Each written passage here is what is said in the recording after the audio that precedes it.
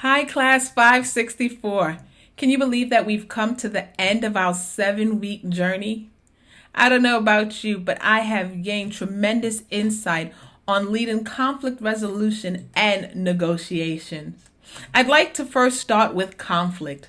Conflict can be defined as a serious disagreement or argument. If I could be honest, prior to this class, I viewed conflict from a negative lens. I viewed conflict as something that was very destructive. I viewed conflict as something that was always full of drama.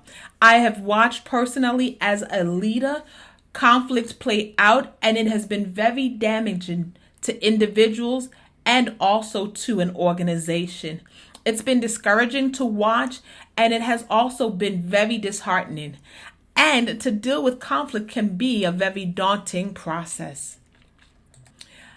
I can tell you during this class what was so profound and what stood out to me, which really speaks true to who I am as a leader, is that I tend to avoid conflict.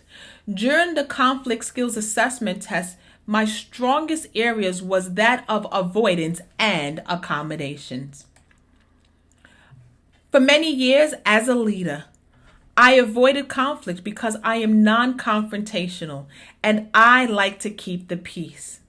Avoidance can be defined as denying an issue exists by ignoring it. So because I avoided an issue, I compensated by accommodations. Accommodation can be defined as conflict accommodators, which I clearly am, who cares deeply about the feelings of others, and we seek to maintain harmony in relationship and our work environment. I can tell you that I am huge on building relationship. I think that it makes a difference. I have found over the years that when people enjoy being around their manager and coworkers, they are less likely to seek out conflict. They'll show up to work on time. They'll give it 110%. So there is something about building relationship, which is why I've always made accommodations. But here is what I've learned. I've learned that conflict is not necessarily a bad thing, but instead that there is value and importance in conflict. When conflict is valued, it encourages an environment where change is seen as positive. In other words, a way of making things better. The value of conflict can be seen as a tool for deeper thinking, better results, and greater communication. With conflict comes great opportunity. It's a great opportunity because it creates growth and change. Best of all, the most effective tool is that when you have dealt with conflict as a leader or as an individual, you know how to process your emotions, you know how to process your feelings, and you can begin to look at it from a greater perspective. So I know that I started off my presentation saying conflict is negative. I've avoided it for many years, and then I said it's a great opportunity. But here's what changed. My perspective has changed on how I view conflict. Prior to this class, I saw conflict from a narrow lens. And so because I viewed conflict from a narrow lens, I only ever got a snapshot.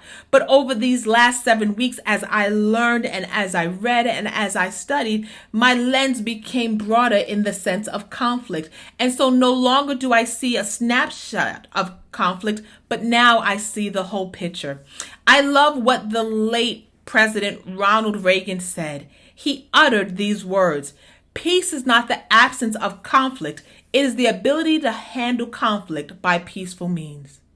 So, I can tell you that going forward, now having a better understanding of conflict, my style will most likely consist of compromise and collaboration.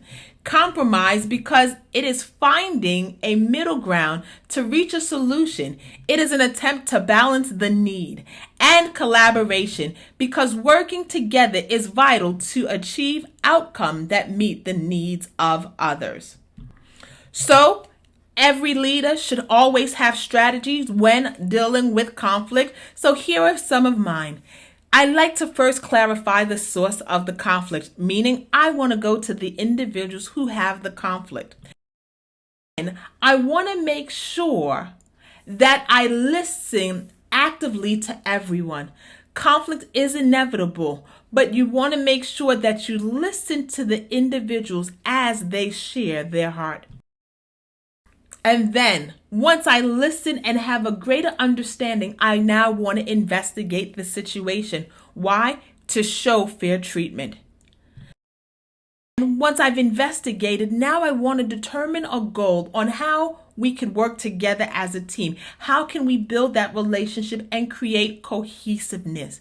Once I've established that, then I want to utilize some of the tools in my toolbox, right? Tools that will help me assess workplace conflict.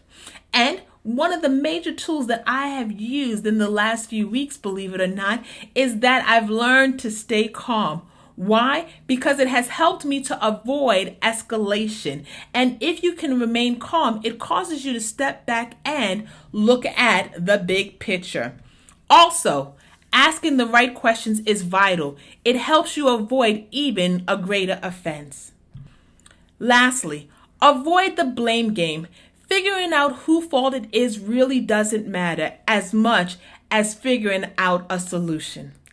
So, I've talked to you briefly about conflict. Now, let me talk to you briefly about negotiation. Negotiation is defined as a discussion aimed at reaching an agreement. Negotiation is about creativity and not compromise. So, here is my takeaway for negotiation. My view of negotiation has changed drastically because I no longer see it as who wins, but now I see it as an opportunity to be able to reach a common goal. I see it as an opportunity to build opposed to tear down.